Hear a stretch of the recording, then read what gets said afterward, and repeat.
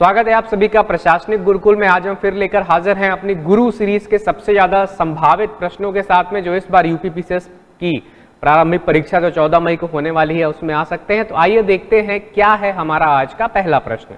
आज का हमारा पहला प्रश्न है, मार्च 2023 में जारी आधारभूत पशुपालन सांख्यिकी यानी बेसिक एनिमल हस्बेंड्री स्टैटिस्टिक्स जो मार्च 2023 में जारी हुई है, ये किसके द्वारा जारी की गई है?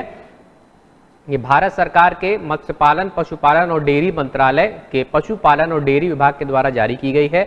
इसमें अलग अलग उत्पादन आंकड़े दिए हुए हैं, जैसा कि पहले भी यूपीपीसीएस में प्रश्न आए हैं। राज्यों के क्रम के बारे में भी प्रश्न आता है। तो दूध उत्पादक शीर्ष 3 राज्य हैं, राजस्थान, उत्तर प्रदेश और मध्य प्रदेश। अंडा उत्पादक शीर्ष 3 राज्य हैं, आंध्र प्रदेश, तमिलनाडु और तेलंगाना। मांस उत्पादक शीर्ष 3 राज्य हैं, महाराष्ट्र, उत्तर प्रदेश और पश्चिम बंगाल। और ऊन उत्पादक शीर्ष 3 राज्य हैं, राजस्थान, कश्मीर और गुजरात। ये चारों युग में यहाँ पे सही सुमेलित हैं, तो सही उत्तर हो जाएगा उपयुक्त सभी। उत्तर प्रदेश के स्थान को लेकर के अलग से प्रश्न बन सकता है। तो दूध के मामले में मिल्क प्रोड्यूसिंग स्टेट्स में उत्तर प्रदेश का दूसरा स्थान है, और इसके साथ ही मांस उत्पादक यानी मीट प्रोड्यूसिंग स्टेट्स में उत्तर प्रदेश का दूसरा स्थान है। तो इनको आपको खासकर याद रखना है। इसके अलावा अंडा उत्पादन में आंध्र प्रदेश और ऊन उत्पादन में राजस्थान। सही उत्तर हो जाएगा डी। अगला प्रश्न है आपका आर्थिक समीक्षा 2022-23 से। तो आर्थिक समीक्षा 2022-23 के अनुसार भारत के आयात और निर्यात यानी भारत किन देशों से ज्यादा आयात करता है और भारत किन देशों को ज्यादा निर्यात करता है, ये प्रश्न यहाँ पे पूछा गया है। तो आयात की दृष्टि से शीर्ष 3 देश कौन से हैं आर्थिक समीक्षा के अनुसार, यानी जिनसे हम सबसे ज्यादा आयात करते हैं, वो है चीन, यूएई और यूएसए। ये शीर्ष 3 देश हैं। पहले स्थान पर चीन है, दूसरे पे यूएई और तीसरे पे यूएसए। और निर्यात की दृष्टि से शीर्ष 3 देश यानी जिनको हम सबसे ज्यादा अपने यहाँ से वस्तुएं निर्यात करते हैं, कच्चे माल के रूप में हो सकती है, विनिर्मित उत्पाद के रूप में हो सकती है, तो उसमें यूएसए, यूएई और चीन। एक ही क्रम याद रखना है, बस उसके बाद आपको उसको पलट देना है। जैसे चीन, यूएई, यूएसए, यूएसए, यूएई, चीन, यही आपका आयात और निर्यात के हिसाब से आपको याद रखना होगा। तो दोनों युग में सही सुमेलित हैं। सही उत्तर हो जाएगा एक और। अगला प्रश्न है आपका, हाल ही में उत्तर प्रदेश का पहला बोन बैंक कहां पर खोला गया है? तो पहला जो बोन बैंक है, बोन एंड टिश्यू बैंक, ये खोला गया है आपके वाराणसी में। वाराणसी में जो ट्रॉमा सेंटर है बीएचयू का, वहां पे इसकी स्थापना की जा रही है। और इसमें भी प्रारंभिक स्तर पे बोन्स और टिश्यूज का, जो 5 साल तक के बोन्स और टिश्यूज हैं, उनका यहाँ पे संग्रह किया जाएगा, ताकि जो घायल आते हैं, जो जिनका उपचार में टिश्यूज की जरूरत होती है, वो टिश्यूज वहां से मिल सके, और बोन्स का भी यहाँ पे संग्रह किया जा रहा है। तो कहाँ पे? वाराणसी, बीएचयू के ट्रॉमा सेंटर में। बीएचयू के ट्रॉमा सेंटर में। अगला प्रश्न, भारतीय रेलवे द्वारा किस स्टेशन से अपनी भारत गौरव पर्यटन ट्रेन के साथ गुरु कृपा यात्रा प्रारंभ की गई? तो उत्तर प्रदेश के संदर्भ में है, इसलिए महत्वपूर्ण है। भारत गौरव टूरिस्ट ट्रेन, ये आपकी रेलवे मंत्रालय और आईआरसीटीसी के पहल से गुरु कृपा यात्रा शुरू की गई है। तो नाम से स्पष्ट है, इसमें सिख तीर्थ जो भी हैं उनको ये कवर करेगी, और इसमें अलग अलग तीर्थों को ये कवर करेगी। और ये प्रारंभ कहां से की गई है? ये चूंकि लखनऊ से प्रारंभ की गई, उत्तर प्रदेश के संदर्भ में महत्वपूर्ण है, इसलिए प्रश्न पूछा जा सकता है। तो लखनऊ से इसका प्रारंभ किया गया है।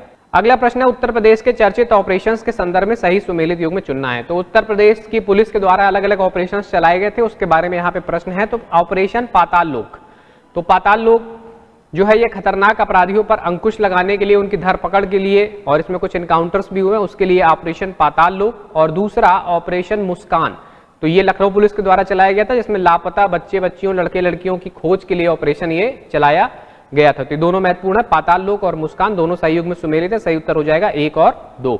अगला प्रश्न, उत्तर प्रदेश का सबसे बड़ा नगर वन, सिटी फॉरेस्ट, किस स्थान में विकसित किया जा रहा है? तो ये भी उत्तर प्रदेश समसामयिक संदर्भित है। तो मथुरा के वृंदावन में जो सौभरी नगर वन है, इसका नाम अलग से याद पूछा जा सकता है। सौभरी नगर वन जरूर याद रखिएगा, क्योंकि अगर कठिन क्वेश्चन थोड़ा बनाएगा डीप में जाकर के, तो नाम भी अलग अलग दे सकता है। तो सौभरी नगर वन, जैसे अब लखनऊ के लिए लिख देगा कुकरैल नगर वन, या गाजियाबाद नोएडा के आसपास का कोई क्षेत्र है, पक्षी विहार है, उसका नाम लिख सकता है। तो ये ध्यान रखिएगा, सौभरी नगर वन इसका नाम है। तो यहाँ पे ये 400 एकड़ में इसकी स्थापना की जाएगी। और इसके अलावा 2041 तक जो मथुरा को कार्बन फ्री बनाने की बात की जा रही है, नेट जीरो का लक्ष्य मथुरा के लिए रखा गया है, वो कितना रखा गया है? 2041। ये पीछे प्रश्न कराया हुआ है, इसको भी साथ में याद रखिएगा। तो उसी के संदर्भ में सबसे बड़ा नगर वन वृंदावन में, सौभरी नगर वन मथुरा जिले में स्थापित किया जाना है। अगला प्रश्न, भारत की एससीओ अध्यक्षता, यानी भारत अभी एससीओ की अध्यक्षता कर रहा है, ये भी आपका एक प्रश्न है। इसके अंतर्गत पारंपरिक चिकित्सा पर एससीओ अंतरराष्ट्रीय सम्मेलन, तो जैसे G20 के अलग अलग सम्मेलन हो रहे हैं, ऐसे एससीओ के भी अलग अलग सम्मेलन हो रहे हैं। जैसे G20 की जो बैठकें हुई थी वो अलग अलग शहरों पे हुई थी, उत्तर प्रदेश में 4 शहरों में हो रही है, उनके नाम जरूर याद रखिएगा। इसके अलावा एससीओ की जो पर्यटन बैठक वाराणसी में हुई थी, तो वैसा ही यहाँ पे एक और प्रश्न है, पारंपरिक चिकित्सा पर एससीओ अंतरराष्ट्रीय सम्मेलन का आयोजन कहाँ किया गया? गुवाहाटी असम में, गुवाहाटी असम में किया गया था। और यूनियन मिनिस्टर ऑफ आयुष, जो आयुष मंत्रालय के केंद्रीय मंत्री सर्बानंद सोनोवाल, उन्होंने इसका उद्घाटन किया था और ये मार्च 2023 में गुवाहाटी असम में आयोजित की गई थी। अगला प्रश्न आपका उत्तर प्रदेश सरकार की स्कीम से कि उत्तर प्रदेश सरकार के द्वारा निपुण सम्मान योजना के तहत किस वर्ग के मेधावी छात्र छात्राओं को हर महीने सम्मानित किया जाएगा? तो ये जो छात्र छात्रा है ये किस वर्ग के हैं, ये यहाँ पे पूछा गया है। तो कक्षा 1 से 3 के जो अलग अलग स्कूलों के छात्र हैं, उसमें से हर स्कूल के एक छात्र को अलग अलग महीने, यानी हर महीने सम्मानित किया जाएगा। उनको प्रोत्साहित करने के लिए ये योजना प्रारंभ की गई है, निपुण सम्मान योजना। तो ये याद रखना है कि किस क्लास से, 1 से 3rd। तो 10th और 12th के बोर्ड के रिजल्ट आए, आप लोग को लगे इसीलिए प्रश्न पूछ दिया है, तो ये नहीं है, ये ध्यान रखिएगा। 10, 12 इसमें आंसर नहीं है, कक्षा 1 से 3। अगला प्रश्न भी उत्तर प्रदेश के संदर्भ में है, क्योंकि उत्तर प्रदेश ने अच्छा प्रदर्शन किया है, तो जहां से अच्छा प्रदर्शन होता है वहां से प्रश्न जरूर बनता है। तो निम्नलिखित में सर्वाधिक जनौषधि केंद्र वाला राज्य कौन सा है? तो वो है आपका उत्तर प्रदेश। उत्तर प्रदेश में सर्वाधिक जनौषधि केंद्र हैं, और ये चलता किसके अंतर्गत? प्रधानमंत्री भारतीय जनौषधि परियोजना के अंतर्गत ये केंद्र स्थापित किए जाते हैं, जिसमें जेनरिक दवाइयां बहुत ही उचित मूल्य पर प्राप्त हो जाती हैं। अगला प्रश्न, मार्च 2023 में अखिल भारतीय प्रबंधन संघ के managing India awards, Akhil Bharatiya प्रबंधन संघ जो है आपका, वो मैनेजिंग इंडिया अवार्ड्स प्रदान करता है, उसमें अलग अलग कैटेगरीज में अवार्ड दिए जाते हैं। तो इस वर्ष जो इसका सर्वश्रेष्ठ पुरस्कार होता है business leader of the decade, यानी पिछले 10 वर्षों में बिजनेस लीडर के तौर पे किसने काम किया है? तो वो है कुमार मंगलम बिरला। कुमार मंगलम बिरला ने ये पुरस्कार प्राप्त किया है business leader of the decade. अगला प्रश्न, भारत डिजिटल भुगतान रिपोर्ट 2022 के निष्कर्षों के संदर्भ में सही सुमेलित युग्म चुनना है। तो डिजिटल भुगतान के लिए भारत बहुत सारे प्रयास कर रहा है और बहुत सारे संरचनात्मक प्रयत्न केंद्रीय बैंक के द्वारा भी किए जा रहे हैं। तो इसी के संदर्भ में प्रश्न है, भारत का शीर्ष यूपीआई ऐप कौन सा है? तो फोन पे है। ये फोन पे जो है ये शीर्ष यूपीआई ऐप है जिसपे सबसे ज्यादा लोग जुड़े हुए हैं। इसके अलावा डिजिटल भुगतान में शीर्ष राज्य कौन सा है जहां पे डिजिटल भुगतान बहुत आसानी से और बहुत बड़ी संख्या में हो रहे हैं? वो है केरल। डिजिटल भुगतान में शीर्ष शहर जो है वो बेंगलुरु रहा है। तो उपयुक्त सभी युग्म सुमेलित हैं। ये तीनों अलग अलग प्रश्न के रूप में पूछे जा सकते हैं, इनको जरूर याद रखिएगा। यूपीआई से रिलेटेड भारत डिजिटल भुगतान रिपोर्ट 2022। अगला प्रश्न, राष्ट्रीय राजधानी क्षेत्र की तर्ज पर, एनसीआर जिसको हम कहते हैं, उसकी तर्ज पर उत्तर प्रदेश में कितने जनपदों को शामिल करके एससीआर, राज्य कैपिटल रीजन या राज्य राजधानी क्षेत्र बनाया जाना प्रस्तावित है? तो इसमें कई जगह 7 और 8 में कंफ्यूजन है, लेकिन जो लेटेस्ट न्यूज है वो आपकी 8 की है। इसमें 8 जिले शामिल किए गए हैं, लखनऊ और उसके आसपास के सारी जिले इसमें शामिल हैं। कानपुर, लखनऊ के साथ सीतापुर, हरदोई, रायबरेली, बाराबंकी, उन्नाव और कानपुर देहात इसमें शामिल किया गया है। 8 जिले इसमें कुल शामिल है, ये मैप में भी आप देख सकते हैं, बनाया जाएगा।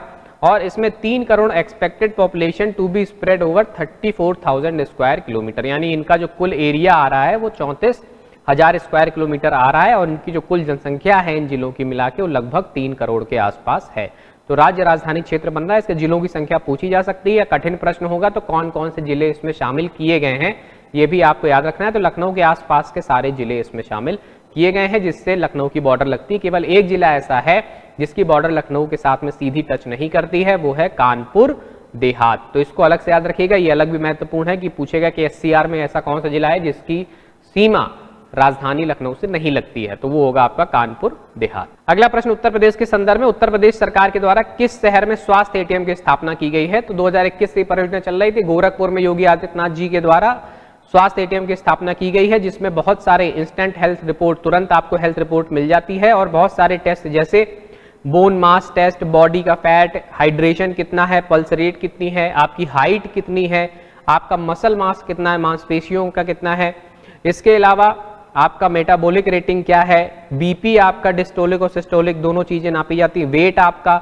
मसल क्वालिटी स्कोर, ऑक्सीजन का सैचुरेशन कितना है, बीएमआई कितना है, ये सारी चीजें इस हेल्थ एटीएम में आपको तुरंत प्राप्त हो सकती है। यानी बहुत सारी जो चीजें हैं वो आपकी तुरंत प्राप्त हो सकती हैं और इतनी सारी जांचों से निष्कर्ष निकल सकता है कि उस समय आपको कौन सी बीमारी है। हाल ही में आपका एक और तथ्य इसमें जोड़ लीजिएगा कि लखनऊ के स्टेशन पे भी एक हेल्थ एटीएम की स्थापना की गई है। ये भी पूछ सकता है आपसे कि किस स्टेशन में की गई एक हेल्थ एटीएम की स्थापना, तो वो लखनऊ स्टेशन पे की गई है। वैसे पहला जिसका उद्घाटन किया गया था वो गोरखपुर में योगी आदित्यनाथ जी के द्वारा किया गया था। अगला प्रश्न, देश का कौन सा राज्य इंडिया मोबाइल गेमिंग रिपोर्ट 2022 के अनुसार सबसे अधिक मोबाइल गेमर्स के साथ शीर्ष पर रहा? तो उत्तर प्रदेश सबसे ज्यादा मोबाइल गेमर्स के साथ शीर्ष पर रहा है और जो सबसे ज्यादा खेला जाने वाला खेल था वो लूडो और सांप सीढ़ी था उत्तर प्रदेश में जो खेला जाता था।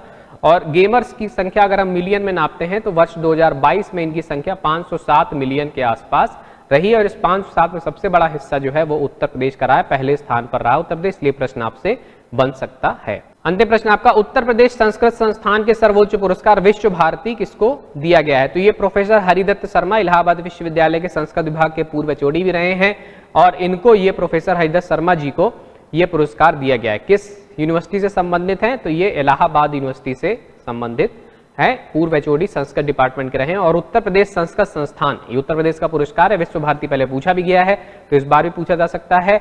और प्रोफेसर हरिदत्त शर्मा, चूंकि कमीशन भी इलाहाबाद में ही है तो ये जुड़ा हुआ प्रश्न है आपका इलाहाबाद यूनिवर्सिटी से, इसलिए संभावना भी ज्यादा इसकी है। तो प्रोफेसर हरिदत्त शर्मा, इनका नाम जरूर याद रखिएगा।